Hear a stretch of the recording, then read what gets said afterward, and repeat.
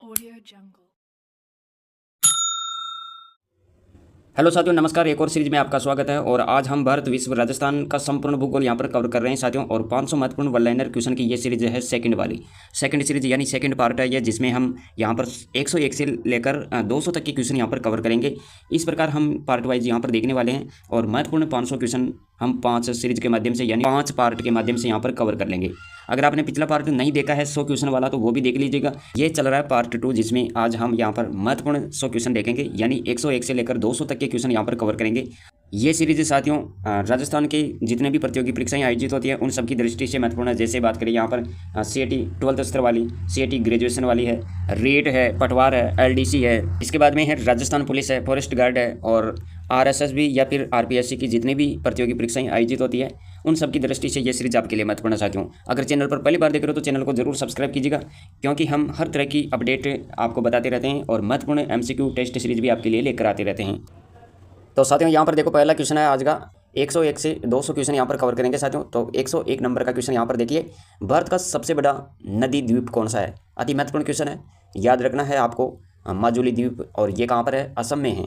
इसके बारे में महत्वपूर्ण जानकारी आप यहाँ पर देख सकते हैं। जैसे ब्रह्मपुत्र नदी के मध्य में बसा विश्व का सबसे बड़ा नदीय द्वीप है और वर्तमान जिला घोषित है, यानी वर्तमान में यह जिला घोषित है। इसके बाद में यहाँ पर बात करें, ब्रह्मपुत्र का मैदान चावल पटसन की कृषि के लिए प्रसिद्ध है। ब्रह्मपुत्र घाटी को 2 भागों में विभाजित किया गया है, ऊपरी असम और यहीं पर बात करें निचला असम की। यहाँ पर देख सकते हैं आप ब्रह्मपुत्र का मैदान का जो क्षेत्रफल है लगभग वो कितना है, तो यहाँ पर आपको याद रखना है 56,275 वर्ग किलोमीटर। इसी प्रकार यहाँ पर देख सकते हैं आप इस मैदान की सबसे अधिक ऊंचाई पूर्वी भाग में लगभग 130 मीटर है तथा पश्चिमी में केवल 30 मीटर है। तो ये महत्वपूर्ण फैक्ट है साथियों, जो हमने आपको यहाँ पर पहले क्वेश्चन के माध्यम से बता दिए हैं। 101 नंबर का ये क्वेश्चन है। अगला क्वेश्चन यहाँ पर देखेंगे हम। महत्वपूर्ण क्वेश्चन क्या है? भारत की सबसे लंबी सहायक नदी कौन सी है? भारत की सबसे लंबी सहायक नदी तो वह है यमुना नदी। 103 नंबर का क्वेश्चन, कर्करेखा भारत के कितने राज्यों से होकर गुजरती है? कर्करेखा भारत के कितने राज्यों से होकर गुजरती है? तो 8 राज्य आपको यहाँ पर याद रखना साथियों। 8 राज्य आप यहाँ पर याद रखें, और इसको हम थोड़ा सा अलग तरीके से देख लेते हैं। देखो साथियों, यहाँ पर आपको याद रखना है कर्करेखा के बारे में। 23.5 डिग्री उत्तरी अक्षांश और भारत के 8 राज्यों से गुजरती है। वे 8 राज्य हम यहाँ पर देखने वाले हैं। इसके अंदर कर्करेखा भारत के कुल 8 राज्यों से होकर गुजरती है। तो यहाँ पर देख सकते हैं आप, यहाँ पर आप देखेंगे ये कर्करेखा है। और जैसे पहला राज्य कौन सा है? गुजरात। गुजरात के बाद में दूसरा राज्य यहाँ पर है राजस्थान, तीसरा राज्य मध्य प्रदेश है, चौथा राज्य छत्तीसगढ़, और फिर झारखंड। झारखंड के बाद में है पश्चिम बंगाल, फिर है त्रिपुरा, उसके बाद में है मिजोरम। तो ये कितने राज्य हो गए? यहाँ पर 8 राज्य हो गए, यानी भारत के 8 राज्यों से होकर गुजरती है कर्करेखा। कर्करेखा से जुड़े रोचक तथ्य क्या है? कर्करेखा की कुल लंबाई लगभग कितनी है? 29,000 किलोमीटर। ये आपको यहाँ पर याद रखना साथियों। और दूसरी चीज़ आपको यह भी ध्यान में रखनी है, यह रेखा यानी कर्करेखा 23.5 डिग्री उत्तरी अक्षांश में स्थित है। कर्करेखा जिन 8 राज्यों से गुजरती है वे राज्य आप यहाँ पर देखें, गुजरात, राजस्थान, मध्य प्रदेश, छत्तीसगढ़, झारखंड, पश्चिम बंगाल, त्रिपुरा, मिजोरम। कर्करेखा एक महत्वपूर्ण भौगोलिक रेखा है जो भारत की विविधता को जोड़ती है। तो ये तमाम सारी जानकारी है साथियों जो हमने आपको यहाँ पर बताई। इसके बाद में अगला क्वेश्चन यहाँ पर देखेंगे। अगला क्वेश्चन है यहाँ पर, भारत का सबसे ऊंचा जलप्रपात कौन सा है? तो याद रखें, यहाँ पर सबसे ऊंचा जलप्रपात है भारत में कुंचिकल जलप्रपात। कुंचिकल जलप्रपात याद रखें, और ये कहाँ पर है? ये कर्नाटक में है साथियों। भारत का सबसे ऊंचा जलप्रपात है कुंचिकल जलप्रपात है, और ये कहाँ पर है? ये कर्नाटक में है। ये इनकी लोकेशन है, ये आपको यहाँ पर ध्यान में रखनी है। भारत का सबसे ऊंचा जलप्रपात कौन सा है? कुंचिकल जलप्रपात है, और ये कर्नाटक में है। ये आपको यहाँ पर याद रखना है। नदी कौन सी है? तो नदी है, यह जलप्रपात वराही नदी द्वारा बनाया गया है। और इसका प्रकार देखें यहाँ पर, तो प्रकार है यह एक टियरड या सीढ़ीदार जलप्रपात है साथियों। इनकी विशेषता क्या है? तो विशेषता है कुंचिकल जलप्रपात घने जंगलों के बीच स्थित है और वर्षा ऋतु में इसका नज़ारा अद्भुत होता है। तो ये भी आपको यहाँ पर ध्यान में रखना है। इसकी कुल ऊंचाई कितनी है? तो ये इनकी ऊंचाई दी गई है, कुल ऊंचाई 455 मीटर यानी 1493 फीट, याद रखिए। इसके बाद में भारत के अन्य जलप्रपात की बात करें तो यहाँ पर देखो, भारत के अन्य प्रमुख जलप्रपात कौन कौन से हैं? बरही पानी जलप्रपात है, बरही पानी जलप्रपात है, और ये कहाँ पर है? ये उड़ीसा के मयूरभंज जिले में स्थित है। मयूरभंज जिले में स्थित है ये, उड़ीसा में। और इसके बारे में महत्वपूर्ण जानकारी आप याद रख सकते हैं। यहाँ पर उड़ीसा में मयूरभंज जिले में स्थित है ये नदी कौन सी है, तो यहाँ पर नदी का नाम भी आप याद रखेंगे, भूदाबलंगा। नदी कौन सी है, भूदाबलंगा नदी याद रखें। और ऊंचाई की बात करें तो इस जलप्रपात की जो ऊंचाई है 399 मीटर यानी 1310 फीट है ये आपको यहाँ पर ध्यान में रखना है। तीसरा जलप्रपात याद रखें यहाँ पर नोहक लिकाई जलप्रपात है, जो कि ये मेघालय के चेरापूंजी में स्थित है। नदी है यहाँ पर कोई सिनरिम याद रखें। ऊंचाई है 340 मीटर, ऊंचाई कितनी है इसकी, 340 मीटर है। चौथा जलप्रपात है साथियों जोग जलप्रपात है, और ये कर्नाटक में सरवती नदी पर स्थित है। ये आपको यहाँ पर ध्यान में रखना है। कौन सी नदी है, कर्नाटक में सरवती नदी पर स्थित है ये। इसके बाद में यहाँ पर आप याद रखेंगे इनकी ऊंचाई है 253 मीटर यानी 830 फीट। महत्वपूर्ण जानकारी आप यहाँ पर नोट करें, कुंचिकल जलप्रपात है अपनी ऊंचाई यानी 455 मीटर के कारण भारत का सबसे ऊंचा जलप्रपात है। वह पश्चिमी घाट की सुंदरता और जैव विविधता प्राकृतिक सौंदर्य का अद्भुत उदाहरण है साथियों।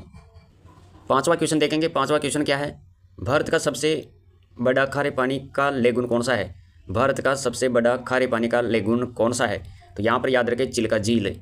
चिल्का झील भारत के ओडिशा में स्थित है और भारत की सबसे बड़ी खारे पानी की तटीय लेगुन है साथियों ये।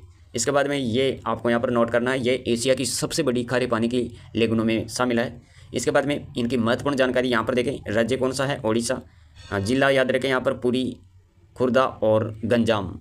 झील का प्रकार आप यहाँ पर देख सकते हैं, खारे पानी की तटीय लेगुन है, बंगाल की खाड़ी से जुड़ी हुई है। लंबाई की बात करें तो इनकी लंबाई है लगभग 64.3 किलोमीटर, क्षेत्रफल लगभग 900 से लेकर 1165 वर्ग किलोमीटर है। मौसम के अनुसार यह बदलता रहता है।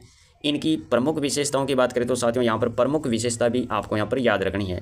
विशेषता क्या है इनकी, भारत की सबसे बड़ी खारे पानी की झील है ये। 1981 में भारत के प्रथम रामसर आर्द्र स्थलों में इनको शामिल किया गया। नलबाना पक्षी अभ्यारण्य इस झील में स्थित है, ये भी आपको यहाँ पर याद रखना है। कौन सा अभ्यारण्य है यहाँ पर, नलबाना पक्षी अभ्यारण्य, जो कि इसी झील में स्थित है। शीतकाल में लाखों प्रवासी पक्षी साइबेरिया, रूस, मंगोलिया आदि से आते हैं। अब साथियों यहाँ पर इनके और महत्वपूर्ण क्वेश्चन देख लेते हैं चिल्का झील से संबंधित। तो यहाँ पर देखो, प्रतियोगी परीक्षाओं के लिए महत्वपूर्ण तथ्य, भारत की सबसे बड़ी खारे पानी की झील है चिल्का झील, राज्य ओडिशा है, रामसर स्थल 1981 में, यह भी आपको यहाँ पर ध्यान में रखना है।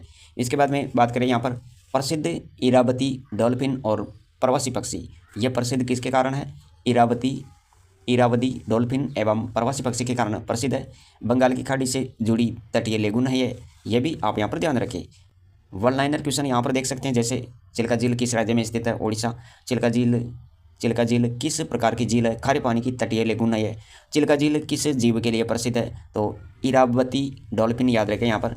इसके बाद में है चिल्का झील को रामसर स्थल का दर्जा कब मिला, यानी इसमें शामिल कब किया गया रामसर स्थल में, तो 1981 आपको यहाँ पर याद रखना है। 106 नंबर का क्वेश्चन यहाँ पर देखो, भारत का दक्षिणतम बिंदु कौन सा है, इंदिरा पॉइंट याद रखें यहाँ पर, इंदिरा पॉइंट। और नर्मदा नदी का उद्गम कहाँ से होता है, नर्मदा नदी का उद्गम की बात करें तो ये अमरकंटक याद रखें। ताप्ती नदी किस सागर में गिरती है, तो वह है अरब सागर, यानी ताप्ती नदी कौन से सागर में गिरती है, अरब सागर में।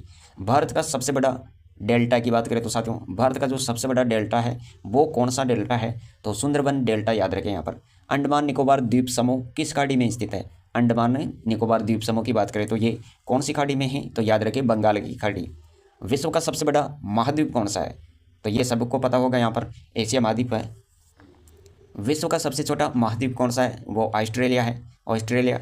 विश्व का सबसे बड़ा महासागर कौन सा है, तो ये प्रशांत महासागर है।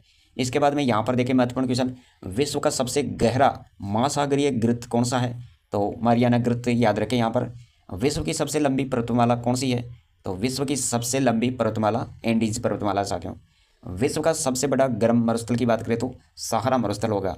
विश्व का सबसे बड़ा मरुस्थल यहाँ पर देखें तो अंटार्कटिक मरुस्थल याद रखें। विश्व का सबसे बड़ा गर्म मरुस्थल सहारा, और विश्व का सबसे शुष्क गर्म मरुस्थल आटाकामा। भारत का सबसे बड़ा मरुस्थल थार का मरुस्थल याद रखें। ऑस्ट्रेलिया का सबसे बड़ा मरुस्थल, तो ग्रेट विक्टोरिया का नाम आपको याद होना चाहिए। भारत का सबसे बड़ा मरुस्थल थार का मरुस्थल है, ऑस्ट्रेलिया का सबसे बड़ा मरुस्थल ग्रेट विक्टोरिया का नाम याद रखें।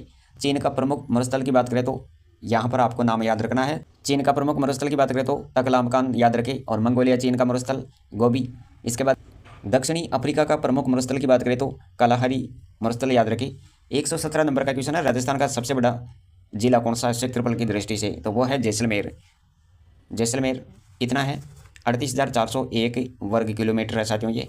राजस्थान का सबसे छोटा जिला की बात करें तो धौलपुर, क्षेत्रफल की दृष्टि से धौलपुर कितना है, 3,034 वर्ग किलोमीटर।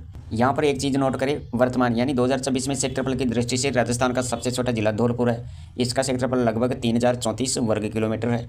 ये फैक्ट आप जरूर याद रखें साथियों। प्रतियोगी परीक्षाओं के लिए महत्वपूर्ण तथ्य आप यहाँ पर देख सकते हैं इनसे रिलेटेड। तो सबसे छोटा जिला क्षेत्रफल की दृष्टि से धौलपुर, 3,034 वर्ग किलोमीटर। सबसे बड़ा जिला क्षेत्रफल की दृष्टि से जैसलमेर है, 38,401 वर्ग किलोमीटर, याद रखिए। 119 नंबर का क्वेश्चन यहाँ पर देखते हैं, राजस्थान की सबसे लंबी नदी कौन सी है। राजस्थान की सबसे लंबी नदी की बात करें तो चंबल नदी आपको यहाँ पर याद रखनी है। राजस्थान की सबसे ऊंची चोटी, राजस्थान की सबसे ऊंची चोटी है गुरु शिखर, 1722 मीटर, याद रखिए। और भारत का सबसे बड़ा पठार कौन सा है, दक्कन का पठार, इसका आपने नाम सुना होगा, दक्कन का पठार, याद रखें यहाँ पर। भारत का सबसे बड़ा तटीय मैदान कौन सा है, भारत का सबसे बड़ा तटीय मैदान, तो वो है पूर्वी तटीय मैदान। गंगा नदी का उद्गम किस हिमनद से होता है, गंगोत्री हिमनद। ब्रह्मपुत्र नदी भारत में किस राज्य से प्रवेश करती है, अरुणाचल प्रदेश। भारत की सबसे बड़ी कृत्रिम झील कौन सी है, तो वह है गोविंद सागर झील। और भारत की सबसे बड़ी मीठे पानी की झील की बात करें तो वोलर झील का नाम आपको याद रखना है। भारत की सबसे ऊंची चोटी की बात करें तो भारत की सबसे ऊंची पर्वत चोटी कौन सी है, तो कंचनजंगा का नाम आपको यहाँ पर याद रखना है, कंचनजंगा। और ये कहाँ पर है, ये सिक्किम में है। इसकी महत्वपूर्ण जानकारी हम यहाँ पर देखते हैं, और इसकी महत्वपूर्ण जानकारी आप यहाँ पर देख सकते हैं। कंचनजंगा विश्व की तीसरी सबसे ऊंची पर्वत चोटी है, जो अपनी प्राकृतिक सुंदरता, धार्मिक महत्व और जैव विविधता के लिए प्रसिद्ध है। यहाँ पर इनकी ऊंचाई देखें साथियों, तो ऊंचाई कितनी है, ऊंचाई यहाँ पर आपको याद रखनी है 8,586 मीटर, यानी 28,169 फीट है साथियों ये। इसके बाद में विश्व में इनका स्थान है तीसरा, यानी सबसे ऊंची चोटी है ये, विश्व में इनका तीसरा स्थान है। भारत में इनका कौन सा स्थान है, तो भारत में सबसे ऊंची पर्वत चोटी है ये। पर्वत श्रृंखला की बात करें तो यहाँ पर महान हिमालय आपको याद रखना है, पर्वत श्रृंखला। और यहीं पर आपको यह भी ध्यान रखना है नाम का अर्थ, यानी कंचनजंगा जो इनका स्थानीय नाम है, स्थानीय भाषा का नाम है ये कंचनजंगा, और इसका अर्थ क्या होता है, तो यहाँ पर है 5 खजानों की हिम श्रृंखला, 5 खजानों की हिम श्रृंखला। 5 खजाने किस किस के हैं, तो ये भी देखें, यहाँ पर स्वर्ण है, रजत है, और यहाँ पर बात करें रत्न, अनाज और पवित्र ग्रंथ। तो इन पांचों को मिलाकर यहाँ पर इनका नाम क्या पड़ा है, कंचनजंगा, यानी 5 खजानों की हिम श्रृंखला है साथियों ये। यहाँ पर इनकी महत्वपूर्ण जानकारी में आप यह भी याद रखें इनकी स्थिति क्या है, कंचनजंगा की स्थिति, तो भारत के सिक्किम राज्य और नेपाल की सीमा पर यह स्थित है। पूर्वी हिमालय में स्थित यह पर्वत कई चोटियों का समूह है। और निकटतम शहर कौन सा है, तो गंगटोक, यानी सिक्किम। ये गंगटोक है, ये कहाँ पर है, ये सिक्किम में है। निकटतम शहर है कंचनजंगा के, जो निकटतम शहर है वो कौन सा है, गंगटोक। इसके बाद में आप यहाँ पर याद रखिएगा सीमा, यानी भारत सिक्किम नेपाल की सीमा पर यह स्थित है। प्रथम सफल आरोहण, प्रथम सफल आरोहण ये क्या है, तो यहाँ पर देखो 25 मई 1955 को ब्रिटिश पर्वतारोहियों जो ब्राउन और जॉर्ज बैंड ने प्रथम सफल आरोहण किया था, यहाँ पर झंडा फहराया था साथियों। तो ये चीज़ आपको यहाँ पर ध्यान में रखनी है। 25 मई 1955 को पहली बार झंडा किसने पहनाया था, प्रथम सफल आरोहण किसने किया था, तो ये आपको याद रखना है ब्रिटिश पर्वतारोहियों ने किया था, और जिनका नाम आप याद रखें यहाँ पर ब्राउन और जॉर्ज बैंड। और स्थानीय लोगों की धार्मिक आस्था का सम्मान करते हुए पर्वतारोहियों को वास्तविक शिखर से कुछ मीटर पहले ही रुक गए थे। साथियों कंचनजंगा पर्वत श्रेणी यानी पर्वत चोटी की बात करें तो साथियों यहाँ पर इनकी जो विशेषता है वो क्या क्या विशेषता है वो भी आप यहाँ पर देख सकते हैं। विश्व की तीसरी सबसे ऊंची चोटी है यह, भारत की सबसे ऊंची पर्वत चोटी है। कंचनजंगा पर्वत समूह में 5 प्रमुख चोटियाँ हैं, और यह क्षेत्र यहाँ पर याद रखना है ग्लेशियरों, नदियों और दुर्लभ वनस्पतियों एवं जीवों का आवास है। इसके बाद में यहाँ पर देखें, यहाँ की प्राकृतिक सुंदरता अद्भुत है, जो पर्यटकों और पर्वतारोहियों का आकर्षित करती है। यानी यहाँ की जो प्राकृतिक सुंदरता है साथियों वो अद्भुत है, और पर्यटकों और पर्वतारोहियों को आकर्षित करने का काम करती है ये सुंदरता। स्थानीय लोगों स्थानीय लोग इसे पवित्र पर्वत मानते हैं। तो ये इनकी प्रमुख विशेषता है।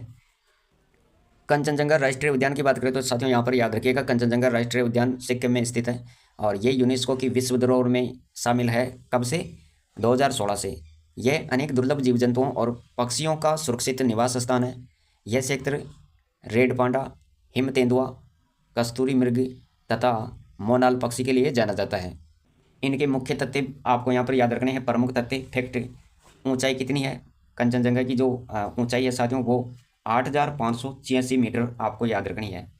8,586 मीटर ये आपको यहाँ पर याद रखनी है। विश्व में स्थान है तीसरा, भारत में स्थान है पहला। और प्रथम सफल आरोहण की बात करें तो 1955 याद रखें यहाँ पर। और पर्वत श्रृंखला की बात करें तो महान हिमालय याद रखें। राज्य कौन सा है? सिक्किम है। सीमा कौन सी लगती है? तो भारत नेपाल की सीमा पर है ये। यहाँ पर देखो कंचनजंगा पर्वत समूह की प्रमुख चोटियों की बात करें तो साथियों ये इनकी प्रमुख चोटियां हैं जो आपको यहाँ पर याद रखनी है। कौन कौन सी है कंचनजंगा पर्वत समूह की प्रमुख चोटियां? एक तो है कंचनजंगा मध्य जो कि 8,414 मीटर है। इसके बाद में कंचनजंगा पश्चिम की बात करें तो 8,505 मीटर याद रखें। इसके बाद में कंचनजंगा जो मुख्य है वो है 8,586 मीटर। इसके बाद में कंचनजंगा दक्षिण की बात करें तो 8,494 मीटर याद रखें। इसके बाद में है यालुंग कंग, ये है कितनी? 8,505 मीटर। तो ये पांचों ही आपको याद रखनी है। कंचनजंगा पर्वत समूह की ये प्रमुख चोटियां हैं साथियों। कंचनजंगा पर्वत समूह की ये प्रमुख 5 चोटियां याद रखें जिसका नाम कंचनजंगा है। और जो परीक्षा के लिए महत्वपूर्ण है कंचनजंगा से संबंधित, तो यहाँ पर आप ध्यान रखें परीक्षा उपयोगी तथ्य क्या हो सकते हैं। भारत की सबसे ऊंची पर्वत चोटी कौन सी है? कंचनजंगा। विश्व की तीसरी सबसे ऊंची चोटी कौन सी है? कंचनजंगा। यह पर्वत भारत, सिक्किम और नेपाल की सीमा पर स्थित है। प्रथम सफल आरोहण कब किया गया? 1955 में। कंचनजंगा राष्ट्रीय उद्यान यूनेस्को विश्व धरोहर स्थल है और ये इनका दर्जा कब मिला, कब शामिल किया गया? तो 2016 आपको यहाँ पर याद रखना है, 2016। तो ये क्वेश्चन कौन सा था? 128 नंबर का क्वेश्चन था साथियों। कंचनजंगा किस राज्य में स्थित है? तो सिक्किम में याद रखें यहाँ पर। और ये किसकी सीमा पर है? किन 2 देशों की सीमा पर है? तो नेपाल और भारत की सीमा पर स्थित है। इसके बाद में यहाँ पर बात करते हैं साथियों भारत की सबसे लंबी सुरंग कौन सी है? तो वह है अटल सुरंग। अटल सुरंग याद रखें।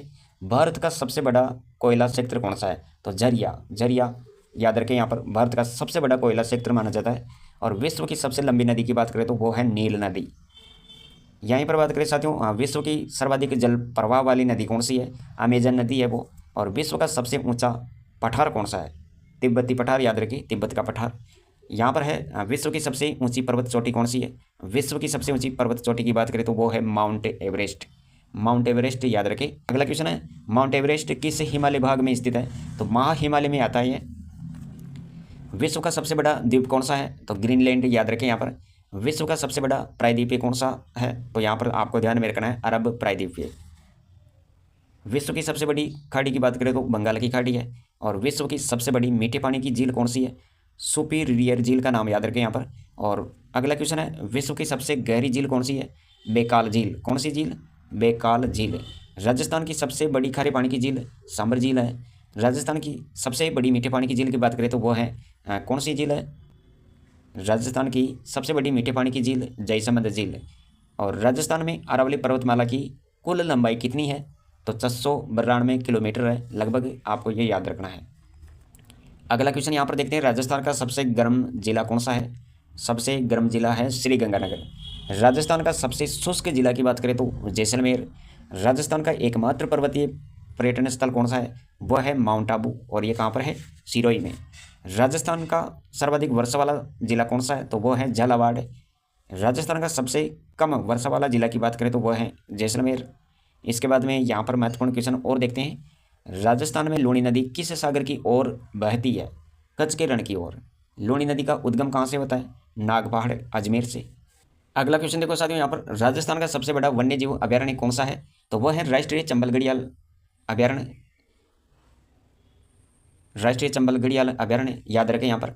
और 152 नंबर का क्वेश्चन देखो यहाँ पर 152 नंबर का क्वेश्चन है राजस्थान का सबसे बड़ा राष्ट्रीय उद्यान कौन सा है?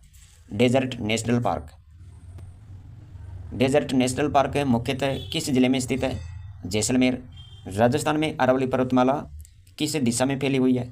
तो दक्षिण पश्चिम से उत्तर पूर्व की ओर। राजस्थान की सबसे ऊंची झील कौन सी है? नक्की झील है ये। और नक्की झील कहाँ पर स्थित है? माउंट आबू सिरोही में। चंबल नदी राजस्थान के किस स्थान से प्रवेश करती है? चंबल नदी राजस्थान में कौन से स्थान से प्रवेश करती है? तो वह है चित्तौड़गढ़ का सेक्टर, याद रखिए 84गढ़। बनास नदी किस नदी की सहायक नदी है? बनास नदी है चंबल नदी की सहायक नदी।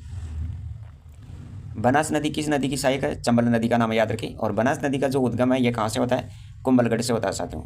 लूणी नदी का जल अधिकांश भाग कैसा होता है? लूणी नदी का जल अधिकांश भाग में कैसा होता है? बिल्कुल खारा होता है साथियों। विश्व का सबसे ऊंचा सक्रिय ज्वालामुखी कौन सा है? तो वह है ओजोस डेल सालाडो। इसके बाद में अगला क्वेश्चन यहाँ पर देखेंगे, विश्व का सबसे सक्रिय ज्वालामुखीय क्षेत्र किस नाम से जाना जाता है? वह है प्रशांत अग्निवलय। विश्व का सबसे बड़ा प्रवाल भित्ति तंत्र की बात करें तो वह कौन सा है? Great barrier reef. Great barrier reef किस देश के पास स्थित है? तो यह है ऑस्ट्रेलिया के पास। ग्रेट बैरियर रीफ किस देश के पास है? ऑस्ट्रेलिया के पास। अगला क्वेश्चन है यहाँ पर, विश्व का सबसे बड़ा वर्षावन कौन सा है? अमेजन वर्षावन है। अमेजन नदी किस महासागर में गिरती है? अटलांटिक महासागर का नाम याद रखें यहाँ पर, अटलांटिक महासागर, इसमें गिरती है अमेजन नदी। विश्व की सबसे बड़ी खारे पानी की झील कौन सी है?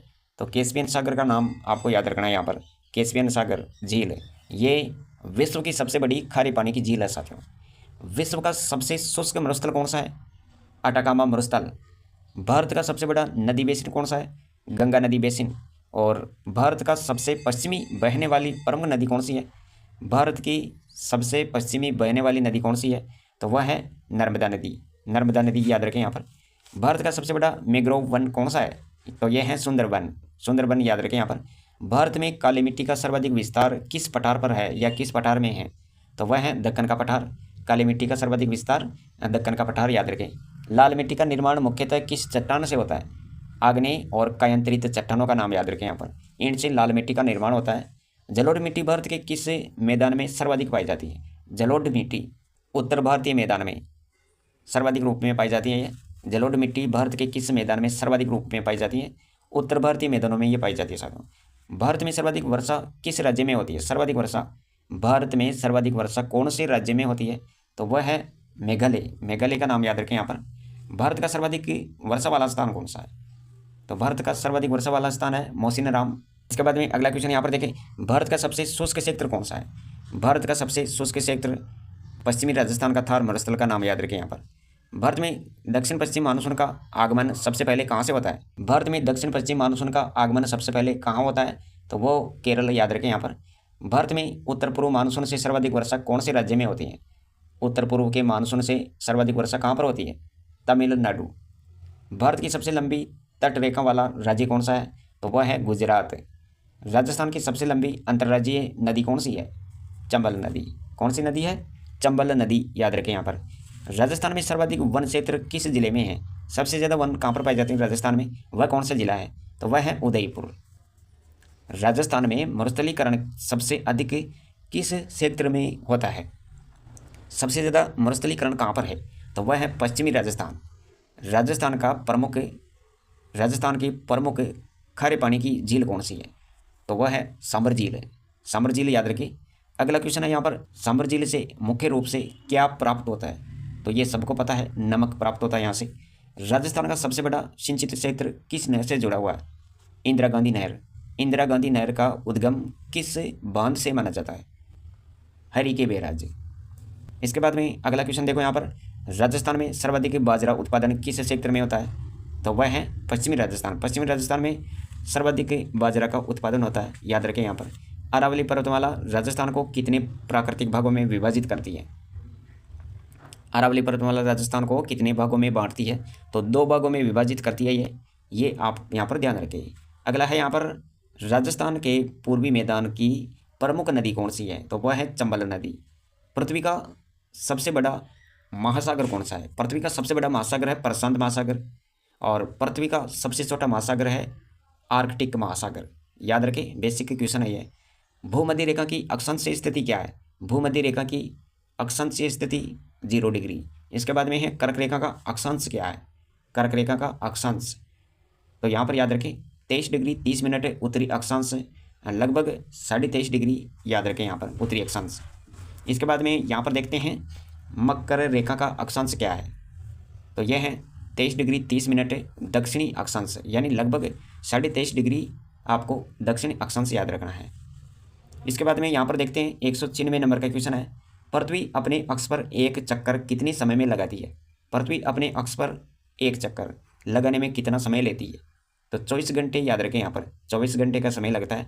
पृथ्वी सूर्य की परिक्रमा लगभग कितने दिनों में पूरी करती है। तो सूर्य की परिक्रमा पृथ्वी कब तक पूरी कर लेती है। तो यहाँ पर आपको याद रखना है 365 दिन 6 घंटे। पृथ्वी के घूर्णन से क्या होता है। पृथ्वी के घूर्णन से क्या होता है, दिन और रात बनते हैं। और तो क्या होता है, पृथ्वी के परिक्रमण से क्या होता है। तो पृथ्वी के परिक्रमण और पृथ्वी के घूर्णन दोनों ही चीज़ें आपको यहाँ पर ध्यान रखनी है। पृथ्वी के घूर्णन की बात करें तो इससे दिन रात बनते हैं। पृथ्वी के परिक्रमण की बात करें तो इनसे ऋतु परिवर्तन होता है, मौसम परिवर्तन होता है। भूगोल का जनक किसे कहा जाता है, भूगोल का जनक। तो यहाँ पर आपको याद रखना है इरेटोस्थनीज। तो साथियों ये थे आज के 100 क्वेश्चन जो हमने यहाँ पर कवर किए। 101 से 200 क्वेश्चन हमने यहाँ पर कवर किए साथियों।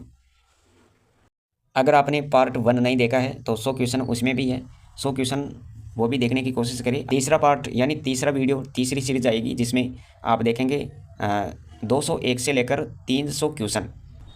तो साथियों आज की इस सीरीज में हमने यहाँ पर ये दूसरी सीरीज है साथियों, जिसमें हमने भारत विश्व राजस्थान का संपूर्ण भूगोल यहाँ पर कवर किया है।